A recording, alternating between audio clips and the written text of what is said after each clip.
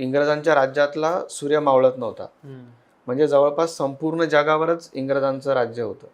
आपण ॲलोपॅथी वगैरे जर बघितलं तर हे ब्रिटन वगैरे इकडं जास्त प्रचलित होती. ॲलोपॅथीला स्पॉन्सर हे इंग्रजांनी बऱ्यापैकी केलं किंवा यांचे जिथे जिथे राज्य होते तिथे तिथे त्यांनी ॲलोपॅथीचं कॉलेजेस ओपन करणे, ॲलोपॅथीचा प्रचार करणे, प्रसार करणे, ॲलोपॅथीचे हॉस्पिटल्स सुरू करणे, ॲलोपॅथीचं इन्फ्रास्ट्रक्चर उभं करणं, ह्या सगळ्या गोष्टी केल्या. बरोबर. आणि त्यामुळे जवळपास संपूर्ण जगामध्ये जिथं जिथं इंग्रजांचं राज्य होतं तिथे तिथं ज्या मूळच्या उपचार पद्धती होत्या त्या कुठेतरी मागे पडत गेल्या किंवा त्या नष्ट झाल्या. बरोबर. त्याचं आपण एक उदाहरण घेऊ शकतो की आपल्या भारतामध्ये पुरातन काळापासून म्हणजे रामायण महाभारतापासनं आपल्या इथे आयुर्वेदिक उपचार पद्धती प्रचलित होती. हो. परंतु मागील 100 वर्षामध्ये कुठेतरी ऑब्व्हियसली आयुर्वेदा पडत गेलं.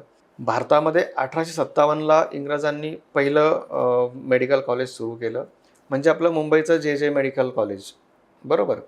आणि तिथनं भारतामध्ये ॲलोपॅथी सुरू झाली. मग त्याआधी भारतामध्ये काय होतं? आयुर्वेदा. आयुर्वेदा. आणि वर्षानुवर्ष म्हणजे हजारो वर्षांपासून आयुर्वेदा होतं.